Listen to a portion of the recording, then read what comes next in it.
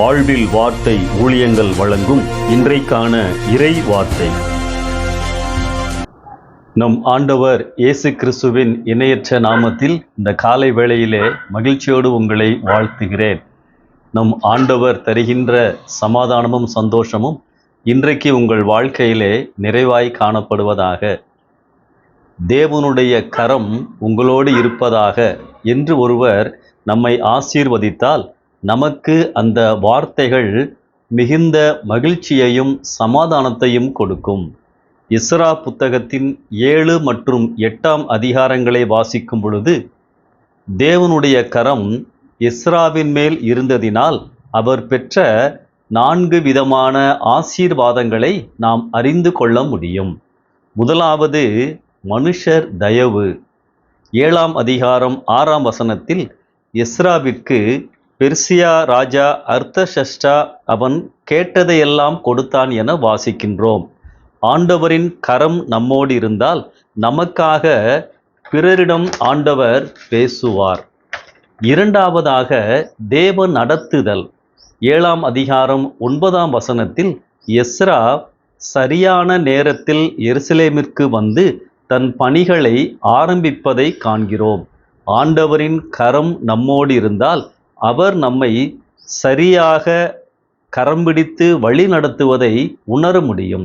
நம்முடைய வாழ்க்கையில் எல்லா காரியங்களும் அவருடைய நேரத்தில் சரியாக நடைபெறும்.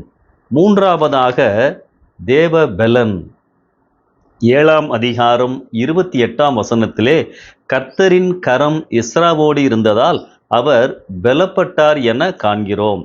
இந்த பொல்லாத உலகில் சோதனைகளை மேற்கொண்டு வாழ அனுதின தெய்வீக தொடுதல், தெய்வீக பலன் நமக்கு தேவை. தேவ கரம் நம்மோடு இருந்தால் அந்த பலனை, ஆண்டவருடைய பலனை பெற்றுக்கொள்ள முடியும். நான்காவது தேவ பாதுகாப்பு. 8 அதிகாரம் 31 வசனத்தில் தேவனுடைய கரம் எங்கள் மேல் இருந்து சத்துருவின் கைக்கும் பதிவிருக்கிறவர்களின் கைக்கும் எங்களை தப்புவித்தது என வாசிக்கின்றோம். ஆம், தேவ கரம் நம்மை ஆபத்துகளிலிருந்து, தீங்குகளிலிருந்து பாதுகாக்கிறது. பிரியமானவர்களே, தேவனுடைய கரம் தேவனின் பாதுகாப்பையும் அவருடைய பிரசன்னம் நம்மோடு இருப்பதையும் குறிக்கின்றது. தேவனுடைய கரம் அல்லது பிரசன்னம் எப்போது நம்மோடு இருக்கும் என்பதையும் இந்த எஸ்றா புஸ்தகம் நமக்கு காட்டுகின்றது. 7 அதிகாரம் 10 வசனத்திலே கர்த்தருடைய வேதத்தை ஆராயவும் அதன்படி செய்யவும் இஸ்ரவேலிலே கட்டளைகளையும் நீதி நியாயங்களையும் உபதேசிக்கவும் தன் இருதயத்தை எஸ்றா பக்குவப்படுத்தி இருந்தான் என வாசிக்கின்றோம். 3 காரியங்கள் தேவ கரம் தன்னோடு இருந்ததை உணர்ந்த எஸ்றாவிடம் காணப்பட்டது. முதலாவது வார்த்தைகளின் மேல் வாஞ்சை.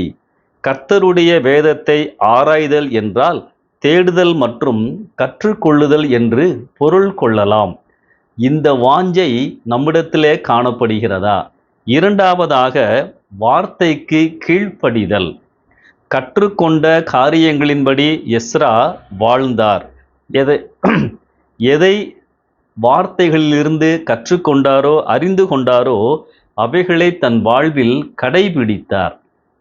ஆண்டவர் நம்மோடு அனுதினமும் அவருடைய வார்த்தைகளின் வழியாக பல காரியங்களை உணர்த்தி கொண்டுதான் இருக்கிறார், பேசிக்கொண்டுதான் இருக்கிறார். கீழ்ப்படுகிறோமா? மூன்றாவது வார்த்தைகளை உபதேசித்தார். கற்றுக்கொண்டு அதை தன் வாழ்வில் கடைபிடித்து அவைகளை பிறருக்கு தன்னுடைய வாழ்க்கையிலே உபதேசித்தார் என பார்க்கின்றோம். கற்றுக்கொள்ளுதல், கடைபிடித்தல், உபதேசித்தல், இந்த வரிசை ஒரு நாளும் மாறக்கூடாது. ஆண்டவர் எனக்கு வெளிப்படுத்துகின்ற காரியங்களை மற்றவர்களுக்கும் நான் கடத்த வேண்டும், அறிவிக்க வேண்டும்.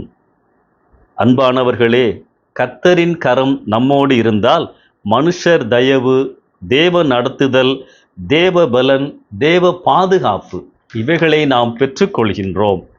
தேவ கரம் நம்மோடு இருப்பதாக, தேவ கரம் நம்மோடு இருக்கும்படியான தகுதியான வாழ்க்கை வாழ்வதற்கு ஆண்டவர் நம்மை பலப்படுத்துவாராக.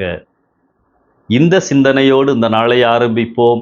தேவ கரம் இன்றைக்கு உங்களோடு இருப்பதாக. ஆமென்.